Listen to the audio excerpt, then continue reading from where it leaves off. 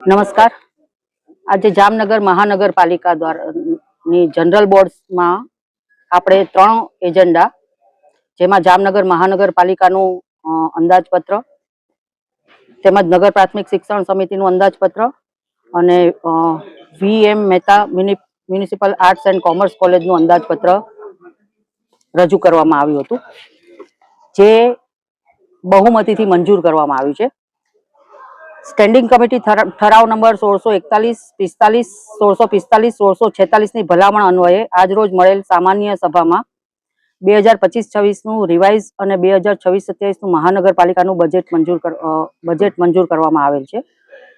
ઉઘડતી પુરાણ 372.72 કરોડ, વર્ષ દરમિયાન અંદાજિત આવક 1661.81 કરોડ, વર્ષ દરમિયાન અંદાજિત ખર્ચ 1854.10 કરોડ, બંધ પુરાણ 280.43 કરોડ. આમ કોઈ પણ જાતના નવા કરદર વગર વર્ષ 2026-2027 નું મહાનગરપાલિકાનું વિકાસલક્ષી બજેટ મંજૂર કરવામાં આવે છે. 2026-27 ના વર્ષ માટે અલગ અલગ કરદર અને ચાર્જીસમાં સૂચવેલ 9.10 કરોડનો વધારો નામંજૂર કરીને મંજૂર થયેલ કરદર અને ચાર્જીસ યથાવત રાખવામાં આવે છે. આગામી તારીખ 13/2/26 થી 31/3/2026 સુધીમાં તમામ બાકી રકમો એકી સાથે જે ભરપાઈ કરશે તેને વ્યાજમાં 100% વ્યાજ અને પેનલ્ટીમાં માફી, જે હાઉસ ટેક્સ, વોટરવર્ક્સ, વ્યવસાય વેરો, કારખાના લાયસન્સ, દુકાનના ચડત ભાડા સહિત તમામ પ્રકારના ટેક્સ અને ચાર્જીસને લાગુ પડશે. તેમજ સને 2025-26 માં જે તે કેટેગરી વાઇઝ આપવામાં આવેલ રિબેટ મુજબ સને 2026-27 ના વર્ષ માટે 45 દિવસના બદલે 60 દિવસનું આ રિબેટ આપવાનું મંજૂર કરવામાં આવેલ છે.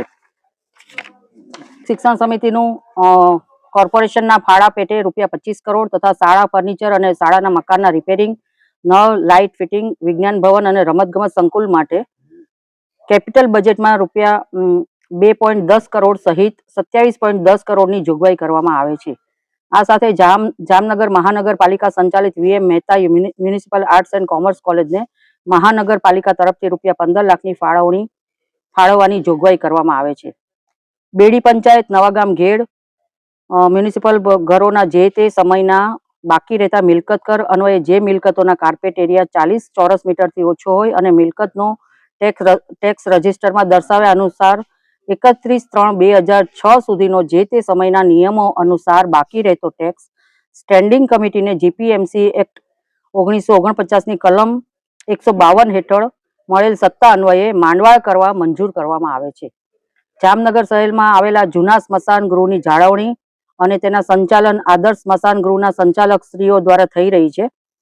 તો આ સ્મશાન ગૃહમાં મરણ થઈ જનાર વ્યક્તિઓની અંતિમ ક્રિયા નિઃશુલ્ક થાય તે માટે અંતિમ ક્રિયા સબબ ₹1000 સહાય મહાનગરપાલિકા દ્વારા સૂચવવામાં આવશે.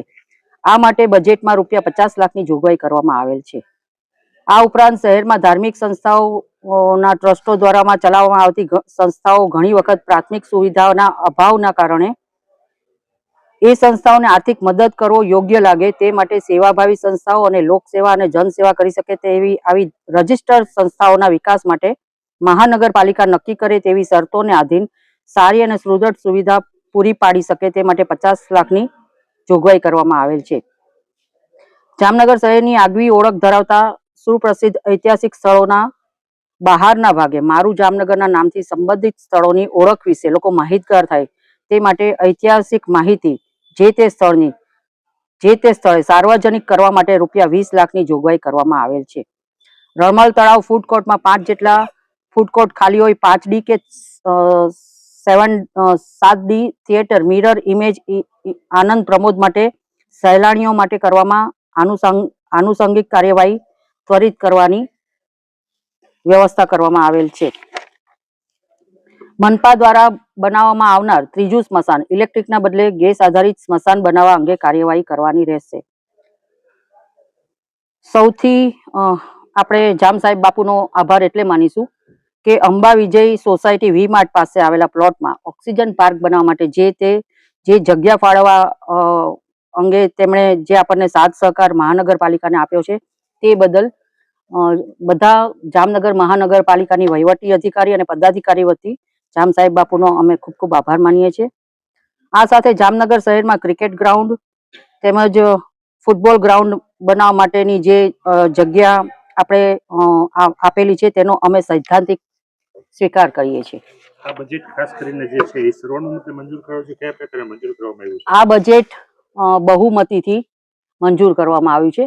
સાથે સાથે આ બજેટમાં સાંસદ શ્રી, ધારાસભ્યના સૂચનો, તમામ સાથી સભ્યોના સૂચનો, પદાધિકારી તેમજ અધિકારીઓના સાથ સહયોગથી તમામ આયોજનોમાં સાથે મળીને અને ખૂબ જ સારી રીતે જે ઐતિહાસિક નિર્ણયો, જેમ કે આપણે સ્મશાનની એની વાત કરીએ તો આ ખૂબ સારી બાબત છે, જેને લોકોએ અને બધાએ અપ્રિશિએટ કરી છે. એ બદલ હું તમામ જાહેર જનતાનો પણ આભાર માનું છું. અસ્તુ. ભારત માતા કી જય. કોર્પોરેટર અને કોંગ્રેસ દ્વારા વિરોધ વ્યક્ત કરવામાં શું કહેશો? કોંગ્રેસના કોર્પોરેટર એક સામાન્ય રીતે વિપક્ષમાં બેઠેલા કોર્પોરેટરો છે. કોઈ પણ સારી બાબતમાં સાથ આપવો, અમને જ્યારે બી જનતાનો સાથ મળે છે ત્યારે જ અમે અહીંયા છે. એ લોકોને વિપક્ષમાં બેઠેલા છે એટલે એ લોકો વિરોધ કરે એ આપણે જાણીએ જ છે. પણ આમાં ઘણી બધી સારી બાબતો અને એમના સૂચનો પણ આપણે લીધા છે. જ્યારે આ બજેટ આટલું લાંબુ ચાલ્યું છે, જ્યારે બજેટમાં એમના સૂચનો એમણે પણ આપ્યા છે, તો એ સૂચનોને પણ આપણે લીધા છે કે સમાવેશ કર્યો છે. પણ વિરોધ કરવો એ એમને વિપક્ષમાં બેસીને વિરોધ કરવાનો એમનો હક છે, એ કરે છે. પણ સાથે સાથે આપણે આ બજેટ ખૂબ સારું અને જામનગરની જનતાને ખૂબ ફાયદાકારક રહે અને સાથે સાથે તમામ પદાધિકારી અને સાંસદ અને ધારાસભ્ય અને સરકારને લગત અનુસાર આ બજેટ સર્વાનુમતે નથી થયું, બહુમતીથી આપણે પાસ કરીએ છીએ. અસ્તુ. ભારત માતા.